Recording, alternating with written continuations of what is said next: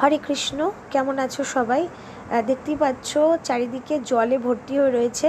আজ 23শে সেপ্টেম্বর 2025 সাল এবং আজকে দ্বিতীয়া।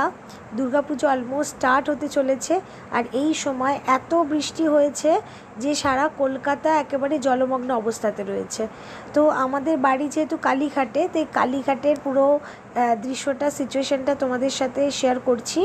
এবং দেখতেই পাচ্ছ আমাদের বাড়ির সামনে প্রায় হাঁটু জল এবং বাড়ির বারান্দাতেও পুরো জল উঠে গেছে।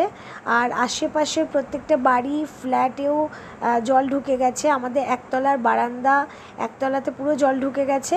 এবং এই যে পাশে দেখতে পাচ্ছ দুজন বৃদ্ধ লোক, দেখতেই পাচ্ছ এনাদের বাড়িতেও জল ঢুকে গেছে। এবং এনাদের যেহেতু একতলা বাড়ি, এনাদের পুরো ঘরের মধ্যে জল ঢুকে ফ্রিজ, খাট এবং সব আসবাবপত্র জলে ডুবে গেছে।